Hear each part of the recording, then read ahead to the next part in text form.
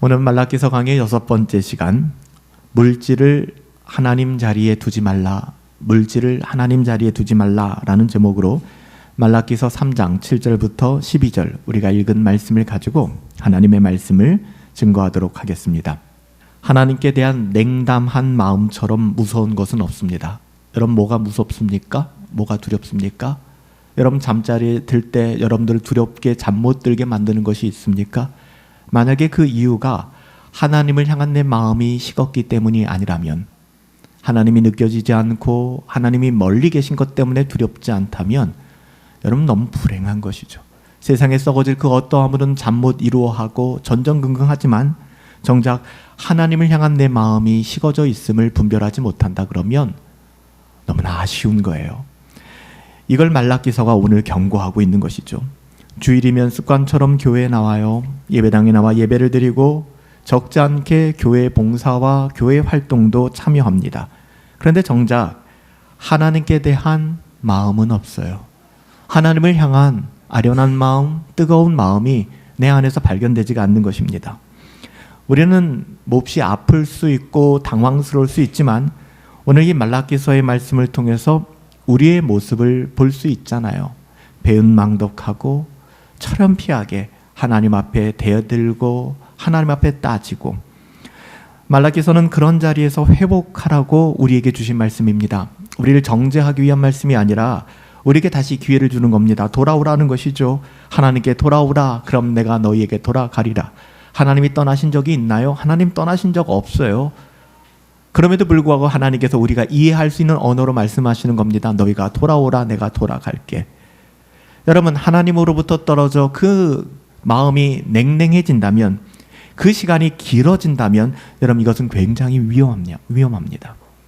그래서 오늘 우리에게 하나님께서는 하나님께 대한 사랑을 회복하라. 그 사랑을 우리가 어떻게 표현할지 모르니까 예배를 이야기하는 거예요. 하나님의 사랑과 예배를 우선적으로 시급히 회복하라는 것입니다. 신자라면, 거듭난 하나님의 자녀라면 이걸 우습게 생각할 수 없을 것입니다. 하나님을 향한 예배가 무너지잖아요. 예배라는 것이 예의가 있는 거 아닙니까? 예의를 갖추어서 절하는 것을 예배라고 얘기합니다. 근데 정작 예배에 예의가 없어요. 목사에게 예의를 갖추라는 것이 아닙니다. 하나님을 향한 예의가 없습니다. 예배의 시간을 지키는 것도, 예배의 태도도, 예배의 자세도, 우리가 입고 오는 옷도, 하는 말도, 과연 우리는 정말 예의를 갖추고 있는가? 하나님 앞에 참되게 예배하고 있는가? 사람에게 보이기 위한 것이 아니라 하나님 앞에서 이 부분을 점검해 보라는 것입니다. 하나님을 향한 예배가 무너졌잖아요. 만약에 하나님을 향한 예배가 무너졌다면, 그가 신자라면 신자의 모든 삶은 다 무너진 것입니다. 말라기 시대의 이스라엘 백성들을 보세요. 우리와 다를 것이 없죠. 하나님을 떠나니 그 가슴이 냉랭해지니 먼저 가정이 무너졌습니다. 가장 친밀해야 될 부부 관계가 깨어지고 말았습니다. 하나님의 말씀을 무시하니까 그들은 이방 여인들과 불신 결혼을 하기 시작합니다. 그러면서 뭐가 문제냐고 이야기합니다. 이런 일들이 비일비재했습니다. 상식처럼 통하니까 오히려 신자와 결혼하는 것이 이상하게 여겨지는 시대가 되었습니다. 당시가 그랬습니다. 그뿐입니까? 아내들을 학대하기 시작했습니다. 가정이 깨어지기 시작했습니다. 하나님을 향한 마음이 냉담해지면 이런 문제들이 생기는 거예요. 모든 관계에서 신실함이라는 것이 없어지게 되는 것이죠. 철저히 이기적으로 살아갑니다. 내가 원하는 방식대로 인간관계를 맺고 내가 가고 싶어하는 곳만 갑니다. 내가 정작 가야 하는 자리를 지켜내기보다는 내가 가고 싶어하는 곳, 내가 만나고 싶어하는 사람들은 대부분 나의 만족과 유익을 주는 사람들이지. 오늘 우리가 찬양했던 것처럼 아버지 당신의 눈물이 그 고인 곳에, 그 영혼에게 내 마음을 두지 않아요. 나 하나도 힘들어 죽겠는데 내가 왜 그 힘든 일을 감당해야 해? 나는 그냥 내 좋은 대로 살 것이야. 하나님을 향할 마음이 무뎌지기 시작하는 것입니다. 그러니 예배가 후순위가 되는 것이고 뒷순위가 되는 것이고 할 거 다 하고 예배하는 것이 되는 것이죠. 신자다움이 우리의 삶 속에서 어려워지게 되는 거예요. 상실되는 것입니다. 오늘 본문은 말라기서에서 가장 많이 다루어지고 오해도 많은 성경 구절이에요. 오늘 본문을 통해서 하나님께서는 좀 더 구체적으로 말라기 선지자를 통해 우리의 물질관, 우리는 물질을 어떻게 생각하고 있는가, 우리가 하나님이 주신 돈을 사용하는 이 방식에 대하여 이것을 통하여 하나님과 우리와의 관계를 확인해 볼 수 있다라고 말씀하고 계십니다. 오늘 우리가 읽은 말씀, 특별히 말라기서에서 가장 잘 알려진 본문이기도 합니다. 특별히 10절 말씀이 그렇죠. 10절에 만군의 여호와가 이르노라, 너의 온전한 11조를 창고에 들여 나의 집에 양식이 있게 하고 그것으로 나를 시험하여 내가 하늘 문을 열고 너희에게 복을 쌓을 곳이 없도록 붙지 아니하나 보라. 교회에 다니면서 이 말라기 본문에, 말라기서의 설교를 들었다면 아마 대부분 이 구절이 아닐까 싶어요. 말라기서 하면 대부분 11조, 또 이 성경 구절. 그래서 오해 또한 굉장히 많아요. 미국에서 발행하는 리더십 저널이 하나 있는데요. 그 리더십 저널에 보니까 미국 잡지입니다. 기독교 잡지고요. 이런 기사가 났습니다. 하나의 광고이기도 한데요. 사설을 가장한 광고죠. 미국의 어느 교회가 이 구절을 근거로, 방금 읽어드린 11조 이 구절을 근거로 11조를 독려하며, 여러분 11조 하셔야 됩니다, 이것을 독려하면서 이 말씀대로 3년 동안 11조를 온전히 했는데도 여러분들 3년 동안 묻지도 따지지도 마시고 11조 해보십시오, 그렇게 얘기한 거예요. 제가 지금 말씀드리는 게 아니라 11조 해보십시오. 그랬는데 만약에 여러분들의 수입이 늘지 않았다, 가계 수입이 늘지 않았다, 여러분이 드린 11조를 모두 반환해 드리겠습니다. 100%, 100% money back guarantee를 해주겠다는 겁니다. 돈 돌려주겠다는 것입니다. 이 상업성 광고죠. 여러분, 오늘 본문을 이렇게 이해해야 될까요? 전혀 아닙니다. 바로 이렇게 11조를 접근하는 것이 정말 신앙이 좋아 보일진 모르겠지만 이거는 혹세무민하는 것입니다. 전혀 성경적이지 않고요, 엉터리 해석입니다. 그래서 여러분들 여기에 현혹돼서는 안 됩니다. 일반적으로 돈과 헌금은 목회자들이 가장 피하고 싶은 설교 주제입니다. 왜냐하면 오해가 많기 때문에. 이 설교를 하고 나면은 한두 사람 또 교회를 떠나거나 아니면 시험에 들기 때문에. 하지만 여러분들, 이 돈과 물질에 대한, 이걸 건드리는 것이 굉장히 민감한 부분이긴 하지만 그럼에도 불구하고 돈에 대한 설교를 완전히 피할 수가 없어요. 왜 그런지 아십니까? 성경을 찬찬히 읽어보면, 그리고 여러분들이 정말 양심적으로 성경을 읽어보면 어떤 성경학자가 이야기했던 것처럼 예수님의 말씀 중에서 3분의 1이 돈에 관련된 이야기들입니다. 무시할 수 없는 거예요. 예수님이 왜 돈 이야기를 했을까? 예수님 돈이 없으신가요? 돈을 착취하기 위해서 천만의 말씀. 하나님은 있어요. 예수님은 하나님이시잖아요. 천지를 지으신 분인데 여러분, 그깟 우리가 원하는 그 돈 따위에 예수님이 눈이 머셨겠습니까? 근데 예수님은 우리에게 복음을 전하시고 우리에게 말씀하시기 때문에 우리에게 가장 약한 것이 무엇인지 알고 계세요. 그래서 그분의 말씀의 3분의 1이 돈에 관계된. 왜 그럴까요? 돈이 가진 힘을 아셨기 때문에 그렇습니다. 돈이 사람을 얼마나 지배하고 있는지, 사람이 얼마나 돈의 노예가 되는지를 알고 계셨기 때문에 예수님은 이것을 밝히 드러내기를 원하셨던 것입니다. 신앙과 물질의 상관관계는 무시해서도 안 되고 분리될 수도 없는 것입니다. 절대로요. 우리는 이 땅에 두 발을 딛고 살아가는 것이지 기독교 신자는 하늘 구름을 밟으며 살아가는 사람들이 아니기 때문에 그렇습니다. 또한 우리를 자기 기만으로 몰아가기 쉬운 만큼 위험하기도 한 것이 돈의 문제입니다. 오늘은 이 문제를 여러분들에게 좀 나누어 드리고 싶어요. 여러분, 성공이라는 것이 무엇일까요? 성공이라고 하는 것은, 기독교의 성공은 탁월함이 아닙니다. 다시 말하면 우리가 기독교에서 success, 성공했다 하는 것이 excellent하다, 세상에서 말하는 A+ 맞는 것을 의미하는 것이 아닙니다. 우리는 세상이 주는 가치에 매몰돼서 살아갈 때가 너무 많아요. 그래서 교회도 자꾸만 세상의 관점으로 바라보는 것이죠. 우리의 눈과 귀를 향해 세상은 하루에도 수백, 수천, 수만 개 이상의 메시지를 보냅니다. 전파를 우리에게 계속 보냅니다.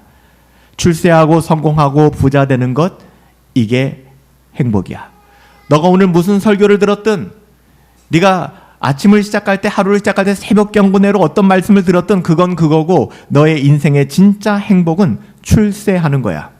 그리고 성공하는 거야, 부자가 되는 거야.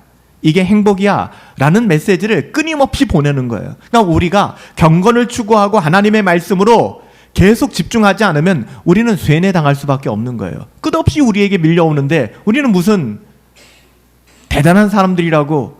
여러분, 사람이 신천지 같은 이단들도 여러분 처음에는 야, 이게 말이 돼? 성경은 무슨 짝짓기를 하고 이게 말이 돼? 그런데 3개월 가서 훈련받고 쓰다 보면은요, 그게 진리로 느껴져요. 제가 말씀드렸죠. 제가 처음 신학을 하고 나서 제대로 공부를 해보고 싶다라는 마음을 가지고 일주일에 한 편의 논문을 공부하자라는 생각을 가졌어요. 그래서 도서관에 가서 논문을 한 권씩, 일주일에 한 권씩 카피해서 제본을 떠가지고서 그걸 공부했어요.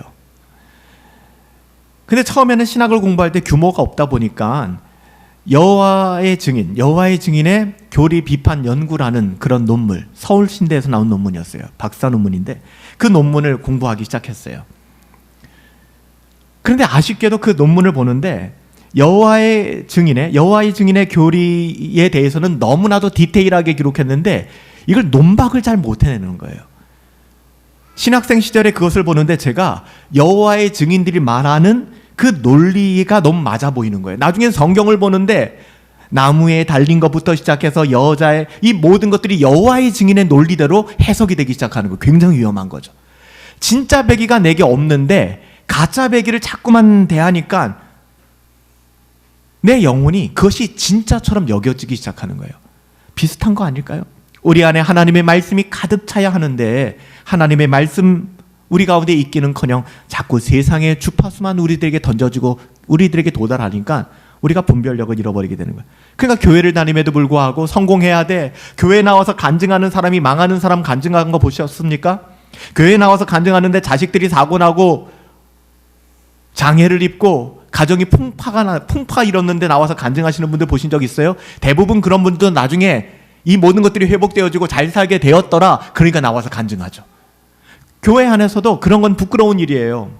마치 욥의 친구들이 와서 욥을 힘들게 만들었던 것처럼 성공해야 해. 그래야 간증할 수 있어. 출세해야 해. 부자 돼야 돼.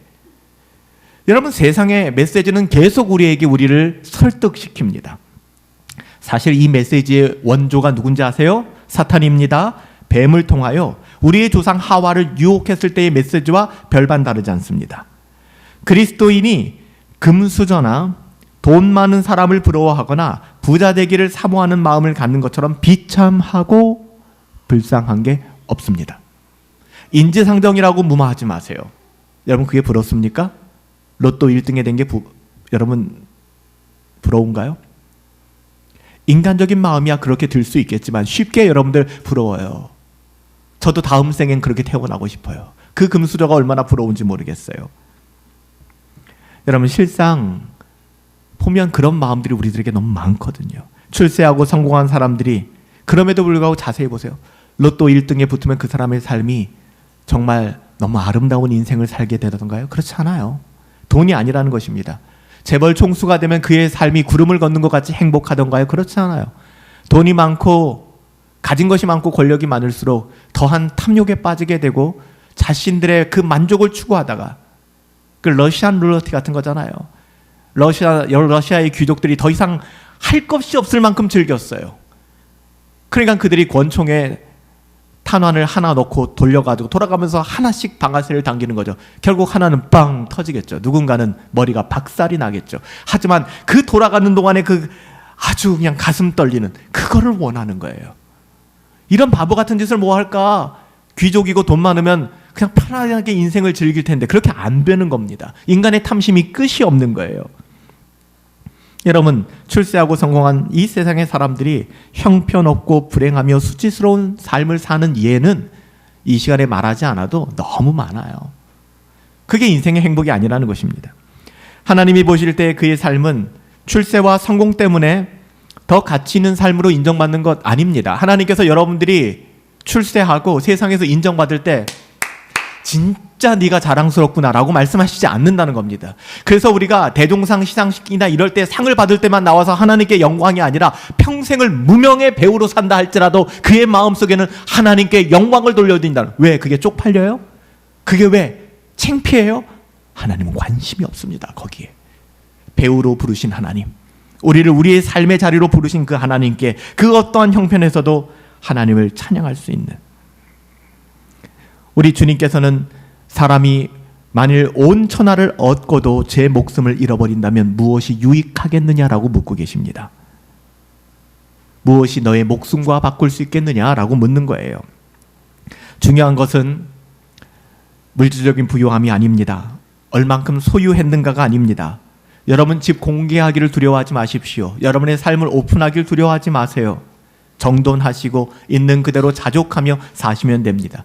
내가 최선을 다하였고 내가 정직하다면 여러분 그것으로 충분한 것입니다. 중요한 것은 내 영혼이 부유해지는 것입니다.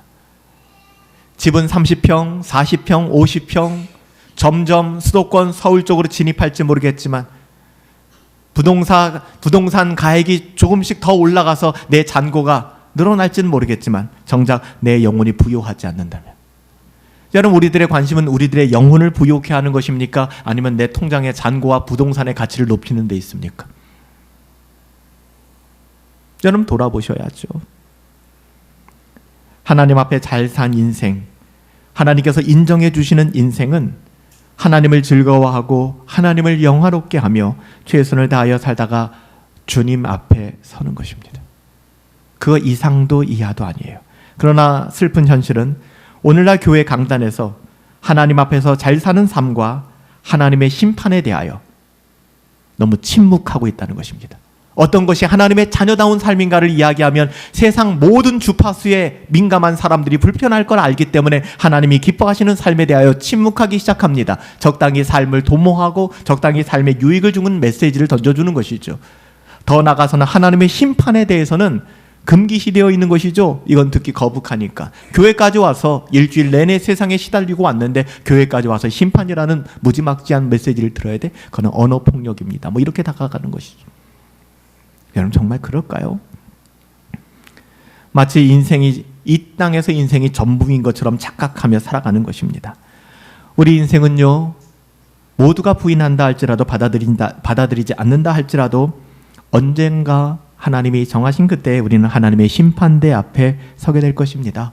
하나님의 심판대 앞에 서서 우리는 결산하게 될 것입니다. 우리가 살아온 인생에 대하여 결산하게 될 거예요. 그런데 세상적인 방식의 결산이 아니라는 것이죠.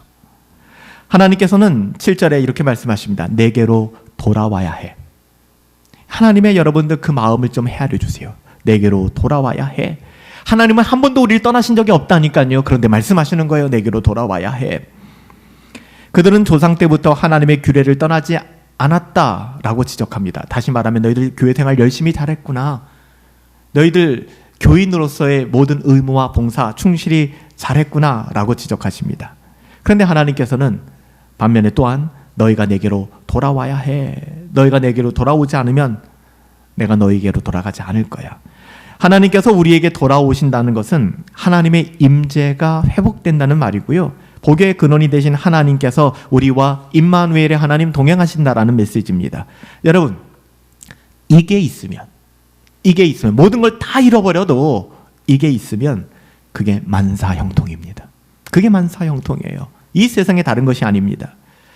하나님의 백성들, 이 땅을 사랑하는 시민으로서, 국민으로서 21세기를 살아가는 2024년도 대한민국을 살아가는 사람들, 여전히 많은 사람들이 신자든 비신자든 상관없이 그들의 제일 된 목표가 무엇이냐라고 물어봤을 때 이런 얘기를 하는 걸 들어요.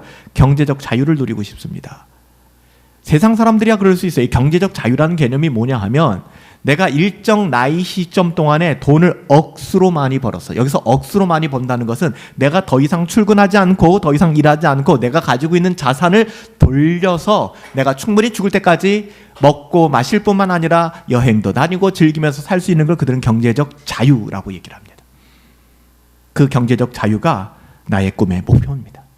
나의 삶의 비전입니다. 당신은 40살에 경제적 자유를 이루셨나요? 부럽습니다. 나도 그렇게 살고 싶습니다. 쪽팔린 줄 알아야 됩니다. 신자로서. 그러면서 우리는 하나님을 어떻게 대하고 있는가? 여러분, 하나님과 동행하는 삶, 하나님의 임재를 날마다 경험하고 있는가? 나는 여러분 이런 삶이 부럽지 않습니까? 이것이 설교로만, 교회 안에서만 부러움의 대상이고 교회 밖을 나가서의 신자들은 전혀 다르게 또한 세상의 경제적 자유를 외치며 나는 그런 인생을 살겠다라고 이야기한다 그러면 다시 한번 우리의 삶을 돌아보실 필요가 있습니다. 하나님의 임재와 돈과 바꿔요? 진짜 어리석은 겁니다. 하나님의 임재가 얼마나 중요하고 결정적인지 페니 크로스비가 이런 찬양을 했죠. 나의 갈 길 다가도록 예수 인도하시니 내 주 안에 있는 긍휼 어찌 의심하리요. 믿음으로 사는 자는 하늘 위로 받겠네. 무슨 일을 만나든지 만사 형통하리라. 무슨 일을 만나든지 만사 형통하리라. 여러분, 이 고백을 할 수 있다면, 내가 초막에 거한다 할지라도, 내가 천만인이 에워싸와 나를 등진다 할지라도 내일 일은 난 몰라요. 하루하루 살아요. 이 삶을 우리가 누리며 산다 할지라도 이렇게 고백할 수만 있다면, 하나님께서 돌아오라고 하는데 여러분, 백성들이 어떻게 반응합니까? 바보 같잖아요. 하나님의 그 마음을 여러분 아십니까? 하나님이 돌아와야 해라고 얘기하는데 이 사람들이 한다는 이야기가 우리가 어떻게 돌아가야 합니까? 이게 뭔 소리입니까 지금? 그것도 모르고 하나님 자녀라고 살아갔습니까? 그것도 모르면서 구원받은 하나님의 자녀라고 이야기했나요? 어떻게 돌아가야 되는지도 몰라요. 세상은 잘 살잖아요. 어디에 투자해야 되는지, 집은 어디다가 사야 되는지, 돈은 어디다가 맡겨야 되는지, 어디 금리가 좀, 우리는 굉장히 민감하잖아요. 그런데 어떻게 하나님께 돌아가야 합니까? 할 정도로 하나님에 대해서는 둔감한 거예요. 아는 바가 없는 거예요. 하나님은 두 가지를 말씀하셨죠. 이미 우리가 배운 말라기서를 통하여 너희 마음이 회복되려면 하나님을 경외하는 예배가 회복되어져야 돼. 그리고 예배뿐만 아니라 형제 자매와의 관계도 회복되어져야 돼. 이기적으로 형제를 대해서는 안 돼. 거짓으로 행해서는 안 돼. 신의라는 걸 지켜야 해. 그래야 내 영혼이 회복될 수 있고 은혜를 받을 수 있어. 그리고 오늘 세 번째 이야기를 하시는 거예요. 너의 물질을 사용하는 것에 대해서 돌아봐야 해. 사람이 어찌 하나님의 것을 도둑질하겠느냐? 그러나 너희는 나의 것을 도둑질하였다. 그러고도 너희는 뻔뻔스럽게 말하기를 우리가 어떻게 주의 것을 도둑질하였습니까? 라고 반문합니다. 하나님이 이야기합니다. 곧 11조와 너희 봉헌물이 그 증거다. 너희 곧 온 나라가 나의 것을 지금도 도둑질하고 있으므로 너희는 저주를 받았다 라고 이야기합니다. 이것이 어떻게 하나님께로 돌아가야 하는가에 대한 하나님의 대답입니다. 좀 상스러운 이야기일 수도 있겠지만 너희는 다 도둑놈이야 라고 얘기하는 거예요. 정말 힘들죠. 너희는 도둑놈이야. 너희는 그것도 상습적으로 의지적으로 도둑질해 왔어. 너희뿐만 아니라 온 나라가 그래. 여러분, 여기서 핵심은 하나님은 우리의 주머니에 관심이 있는 것이 아니에요. 여기서의 핵심은 돈을 사랑하는 일을 멈추라는 데 있어요. 이걸 오해하면 이 본문을 오해하게 되는. 하나님은 우리 돈의 액수에 별 관심이 없습니다. 그것으로 교회가 움직이는 게 아닙니다. 물론 필요합니다. 그게 본질은 아닙니다. 본질은 돈을 사랑하는 일을 멈추라는 거예요. 하나님의 마음을 이해하지 못하고 또 11조 내라는구나, 또 돈 내라는구나, 또 돈 뜯기는구나. 이게 세상이 이 본문을 바라보고 타락한 교회의 교인들이 바라보는 시선이에요. 하나님은요, 부족한 게 없습니다. 하나님이 그럼에도 불구하고 왜 이야기를 할까요? 돈은 우리와 분리될 수 없기 때문에, 우리는 끝없이 돈의 노예로 살아갈 수밖에 없는 사람들이기 때문에 하나님 다그치세요. 돈을 사랑하는 일을 멈추라는 겁니다. 여러분, 디모데전서 6장 9절부터 10절에 사도 바울이 이렇게 증거합니다. 부하려고 하는 자들은, 즉 나 부자가 될 거야, 경제적 자유를 누릴 거야 하는 자들은 시험과 올무와 여러 가지 어리석고 해로운 욕심에 떨어지게 될 것이다. 곧 사람으로 파멸과 멸망에 빠지게 될 것이다. 돈을 사랑하는 것이 일만하게 뿌리가 되는 것, 이것을 탐내는 자들마다 미혹을 받아서 믿음에서 떠나 근심이 그를 찌르게 될 것이다. 분명히 이야기하잖아. 이 이야기를 지금 다른 어조로 이야기하는 같은 이야기입니다. 부자가 되기를 구하는 것도 또한 우리가 돈이 우리의 인생의 전부가 되는 것처럼 영향을 받는 것도, 부자가 되기를 구하는 것은 돈을 사랑하는 것이고 돈을 사랑하는 것은 모든 악의 뿌리가 된다라고 얘기하잖아요. 경제적 자유 탐하지 마세요. 자족하십시오. 그리고 나누어 주십시오. 오늘 신년 너희가 악한 자가 되어서 7년째 종을 이제 내보내야 되는데 올해가 6년 11개월째 되는 날이야. 그러면 내년에는 이놈 내보내야 되니 가진 그냥 일 다 시키고 다 그냥 빼앗고 해가지고서 마지막 7년째 이제 너 나가. 이 짓 하지 말라는 거잖아요. 오히려 나가는 자에게 후히 주고 그를 풍성케 하여서 내보내라 라고 이야기하잖아요. 여러분, 이것이 안 되는 이유가 뭐예요? 돈을 사랑하기 때문에 그래요. 돈이 나의 전부니까. 오늘 이 말씀을 듣고 있는 말라기 시대의 사람들, 유다 백성들이 이 늪에 지금 빠져 있어요. 우리도 별반 다를 거 없지만 이런 삶을 지속하는 한 그들에게 하나님의 임재가 있을까요? 없어요. 있다 그러면 그 거짓 임재입니다. 은혜라는 것이 있을까요? 없어요. 은혜 없습니다. 여러분, 돈은 우리의 목적이 되어서는 안 됩니다. 여러분, 부자 되세요. 여러분, 돈 많이 벌었으면 좋겠어요. 경제적으로 어렵지 않으셨으면 좋겠어요. 그런데 돈은 우리의 목적이 아닙니다. 우리의 목적은 뭐예요? 하나님입니다. 우리의 목적은 하나님이에요. 하나님은 하나님의 자리에 계셔야 됩니다. 돈은 돈의 자리에 있어야 합니다. 근데 우리는 이 세상을 살아가면서 돈을 하나님의 자리로 가져다 놓는 것이 치명적인 거예요.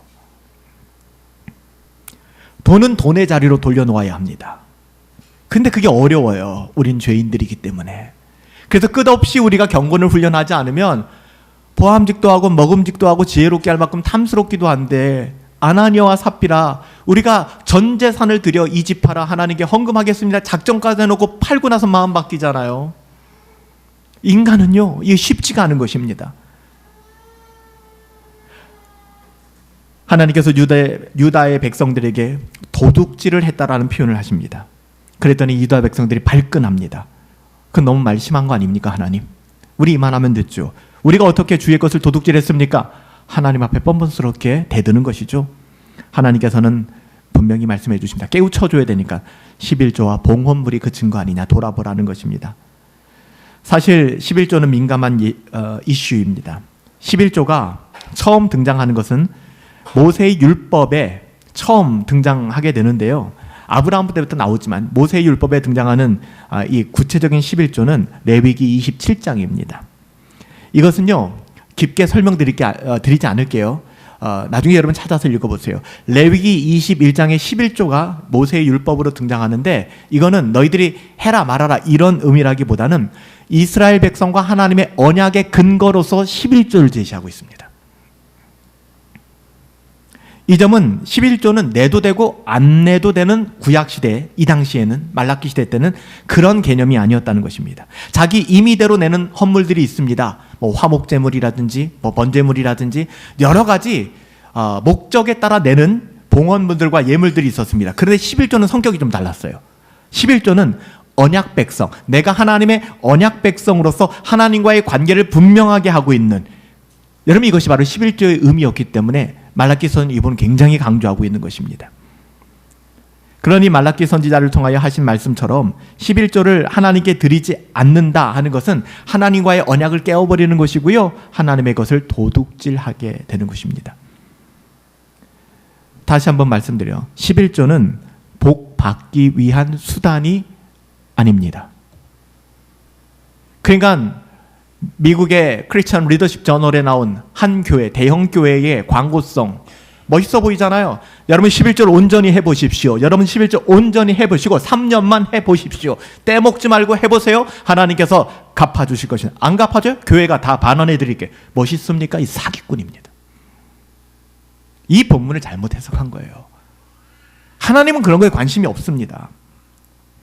11조는요, 복 받기 위한, 돈 더 많이 받기 위한 수단이 아닙니다. 12조를 안 내면 저주를 받을까요? 저주받기 위한 부적도 아닙니다.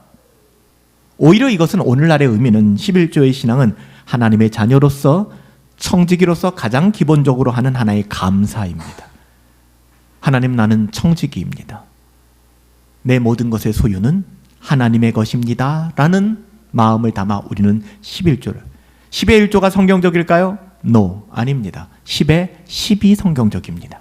근데 우리가 어떻게 10의 10을 다 드리면 우리는 어떻게 살아요? 사람이 하나님의 말씀으로 또 살지만 떡도 필요하잖아요. 밥도 먹어야 되지 않습니까? 살지, 의식주를 해결해야 되잖아요. 그래서 우리는 나름대로 10의 1을 믿음의 고백으로 하는 거예요.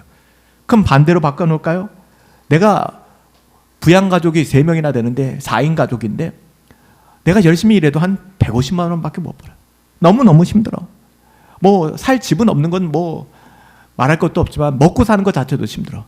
그래도 우리는 하나님 앞에 우리가 번 돈 150만 원이니까 15만 원 떼어서 헌금해야 돼. 하나님 이거 반드시 하라고 했어. 이게 성경적입니까? 그거 아니에요.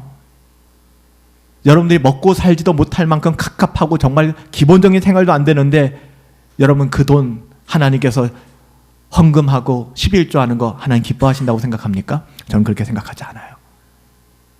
여러분 가정을 돌보십시오. 이 부분에 대한 오해가 우리가 없어야 되는 거예요. 또 반대도 있습니다. 한 300만 원 벌면 30만 원 11조 어렵지 않아요. 한 3억을 벌어요. 내가 하나님의 은혜죠. 3억을 벌어요. 그러면 11조가 3천만 원. 이때부터 시험 드는 거죠. 그러니까 적당히 아나니아와 삽비라 같은 코스를 받습니다. 이건 너무하지 않아? 한 500 정도만 하자. 야, 우리 교회 500 11조 하는 성도가 어디 있어? 이 정도는 대단한 거야. 나름대로 우리의 수입의 일정 부분을 내가 정해서 헌금하기 시작합니다. 이것도 성경적이지 않아요. 그러니까 이것은 율법적으로 딱 정해놓은 부분이 아닙니다. 가장 중요한 건 뭔지 아세요? 여러분의 양심, 여러분 선한 양심 안에서 나는 청지기입니다. 그 고백 안에서 10의 1이 될 수도 있고 10의 2가 될 수도 있고 10의 3이 될 수도 있고요. 10의 제로가 될 수도 있어요. 그래서 제가 추수감사 주일날 여러분들에게 마음의 헌상을 써달라고 했잖아요. 근데 여전히 오해하고 계신 분들이 계세요. 그냥 돈만 넣는 거예요. 그 돈을 원하는 게 아니라고요. 물론 그 돈을 내시면 교회가 유익합니다. 근데 목사의 마음은 여러분들에게 그렇게까지 부탁드린 마음은 한 주간 여러분들에게 감사의 헌상을 부탁드린 거거든요. 물론 어떤 분들은 빼곡히 글을 써서 편지를 써서 그 마음을 고백하신 분들도 계세요. 목사에게 하는 건 아니고요. 여러분 하나님 뭘 원하실까요? 우리에게 원하시는 게 뭘까요? 오늘 여러분 말라기서를 통하여 11조를 이야기하시는 하나님이 어떤 마음을 가지고 계신가를 여러분 알아야 돼요. 이것이 없다면 9절 하반부에 너희가 이미 저주를 받은 겁니다. 하나님의 뜻이 무엇인지도 모르고. 마태복음 23장 23절에 예수님께서 화 있을진저 외식하는 서기관들아 바리새인들아 너희가 박하와 회향과 근처와 여기 모든 것에 11조를 드리는데 율법에 더 중한 바 정의와 긍휼과 믿음은 버렸도다. 그러나 이것도 행하고 저것도 버리지 마라. 이게 무슨 말입니까?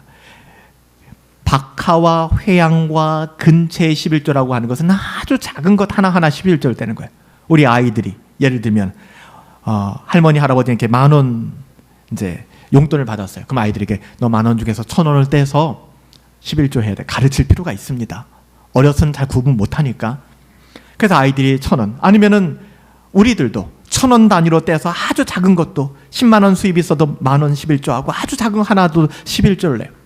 오케이 좋다. 지금 이게 그 얘기를 하는 겁니다. 너희가 박하와 회향과 근처의 11조는 드리는데 뭘 잊어버렸다는 거예요? 율법이 더 중한 바, 더 근본적인 것, 정의와 긍휼과 믿음은 잃어버렸다는 것. 직장에서 피고용인들에게 학대를 가하고 어떻게 하든지 더 많은 수입을 내가 누리기 위해서 동업자들을 힘들게 만들고 이 세상에 돌아가고 있는 사회 정의나 이런 부분에 대해서는 침묵하면서 형식적으로 내 작은 것 하나하나 떼서 11조를 하는 것처럼 나는 그러고 의로워. 나는 하나님의 뜻대로 11조를 하는 사람이야 라고 얘기하는 바리새인들과 서기관들. 그런데 예수님이 뭐라고 얘기합니까? 그 작은 11조뿐만 아니라 율법에 중한 것이 이것 아니냐. 정의와 긍휼과 믿음을 무시하면서 오늘날 대한민국이 어떻게 돌아가는지, 대한민국의 소수자들과 약자들이 어떤 어려움 속에 있는지 전혀 돌아보지 않으면서, 제가 얼마 전에 제 친구 선교사가 태국에서 사역을 마감하고 세상을 떠난 이야기를 드렸죠. 중국에서 사역하다가 추방당해서 태국으로 가셔서 태국에서 사역을 하시다가 예배당을 짓고 또 현지인들 기숙사를 짓고 선교 센터를 지어야 하잖아요. 근데 뭐가 필요하죠? 돈이 필요한 거예요. 근데 이게 건축을 하신 목사님들은 건축하면 다 병이 난다고 하시더라고요. 그 스트레스가 장난이 아니잖아요. 이사를 한 번 해도 스트레스가 있는데 그것 때문에 너무너무 힘드셨대요. 뒷말을 들어보니까. 그래서 너무너무 힘드시다가 고혈압이 생기고 당뇨가 생기다가 이게 깊어지니까 신부전증에 걸리게 되고, 그러다 급속히 건강이 악화되어서 세상을 떠났다라고 이야기를 하더라고요. 저는 안타깝다라는 생각보다는 그래, 이 모든 사역 내려놓고, 물론 남은 유가족들에 대한 마음들이 있죠. 어떻게 우리가 그들을 도와야 될 것인가에 대한 책임은 있는 거거든요. 근데 우리가 온 세계 가운데, 선교지 가운데 돌아다니는 이런 수많은 일들, 이거 하나뿐이 있겠습니까? 근데 이런 일들에서는 전혀 상관없고 관심도 없으면서 우리가 1,000원 단위로 100원 단위로 쪼개서 우리가 11조 완전히 드렸는데요 라고 이야기한다 그러면, 여러분, 우리는 바리새인들과 서기관이 되는 겁니다. 그래서 우리 교회 형편이 어렵지만 그럼에도 불구하고 선교사님들을 돕는 선교사역은 포기하고 싶지 않은 것이고, 그거라도 우리가 또한, 근데 이것도 선교사님들을 위한 기도도 없고 관심도 없다 그러면 똑같이 우리는 율법주의자의 삶을 살아가게 되는 거예요. 11조의 정신이 무엇인가, 그 스피릿이 무엇인가를 아는 게 중요한 것이지, 또 11조 알아나 보다, 11조가 이거 뭐 성경적이야, 율법이면 끝나는 거 아니야, 폐해진 거 아니야, 여러분 이런 논리로 다 가지 마세요. 오히려 11조는 신약교에서도 하나님의 언약이라는 관점에서 해석할 필요가 있습니다. 우리가 11조나 여러 가지 헌상의 섬김 참 중요한 부분이에요. 우리는 하나님의 것을 빌어다가 사용하는 사람들이라는 사실. 그래서 오늘 기도 인도해 주신 백종민 집사님이 기도하셨던 것처럼 청지기입니다. 청지기의 타락은 어디서 시작된다고요? 내가 가진 것을 내 것이라고 인식하고 주장하면서 그는 타락하기 시작합니다. 아까워하기 시작하고요. 모든 것이 하나님께로부터 왔구나, 하나님께 속하였구나, 나는 소유자가 아니라 나는 사용자구나, 나는 청지기구나, 내 것이 아니구나. 하나님은 우리에게 맡겨주신 모든 것에 대한 책임을 반드시 물을 겁니다. 그러니까 경제적 자유를 탐닉하지 마세요. 우리가 가진 모든 것을 책임 있게 하나님께서 기뻐하시는 방식대로 사용해야 될 책임이 누구에게 있다? 저와 여러분들에게 있는 거예요. 여러분, 물질에 여러분의 마음을 빼앗기지 마십시오. 말라기 선지자의 말씀에 경청하시고 오늘날 우리가 이 문제를 어떻게 다루어야 될 것인가, 하나님의 은혜와 지혜를 구하세요. 마르틴 루터와 존 웨슬레는 동일하게 이렇게 이야기했습니다. 참된 회개는 주머니, 곧 지갑의 회심에 있다. 이게 돈 뜯어내려고 하는 얘기가 아닙니다. 세상 사람들이 기독교 공격하는 것처럼. 우리는 알잖아요. 이게 무슨 내용인지 알잖아요. 여러분, 루터가 면죄부를 반박했던 사람이고, 루터가 돈을 뜯어내기 원한 사람이었다면 종교개혁을 했겠습니까? 로만 가톨릭과 빌붙어서 여전히 사람들 등쳐먹고 연옥을 이야기하며 공포를 주며 그들의 돈, 테슬이 얘기했던 것처럼 당신이 헌금하는 땅그랑 그 소리가 당신의 영혼을 천국으로 인도합니다. 이 짓거리하고 살았겠죠. 그거 아닌 거 알지 않습니까? 그런 루터가 분명히 이야기합니다. 참된 회개는 주머니, 여러분의 지갑의 회심에 있다. 참된 회심은 물질을 바라보는 관점이 바뀌는 것입니다. 내 것이다, 하나님의 것임을 고백하는 것이죠. 나를 위한 용도로 사용하던 것이 이제는 더불어 사용하게 되고 연약한 자들이 눈에 들어오기 시작하는 거예요. 예전에는 이기적으로 나만 위해 살았어요. 나만 등 따숩고 나만 편함. 여러분, 날 많이 추워졌는데 동대문의 쪽방촌의 사람들은 어떻게 지낼까를 한 번이라도 생각해 보셨나요? 날이 많이 추워지고 있는데 사회적 불의에 맞서서 때로는 광장에서, 때로는 정부기관 앞에서 1인 시위를 하며 그 억울함을 탄원하는 사람들의 마음은 헤아려 보셨나요? 지금도 화장실 구석에 앉아서 집에서 싸운 도시락을 먹는 대학의 우리 어머니들, 청소 노동자들의 마음은 여러분 헤아려 보시나요? 그것과는 아무 상관이 없다라고 생각한다 그러면 그 어떤 11조도 그 어떤 봉헌물도 하나님께서는 역겹다 하실 것입니다. 탐욕이 지배하는 이 세상에서 이것이 참으로 회심한 성도가 살아가는 방식 아닐까요? 11조를 이해하는 방식 아닐까요? 이렇게 여러분은 우리들은 하나님께로 돌아가야만 합니다. 하나님은 당신의 언약에 신실하게 그 임재의 영광과 은혜를 우리 안에 풍성하게 누리게 하실 거예요. 말라기서의 그 말들이 많이 아프고 때로는 부담스럽지만 하나님의 은혜의 관점에서 이 모든 것을 여러분 녹여내시고 그 은혜의 통로가 될 수 있게 되기를 예수님의 이름으로 축복합니다.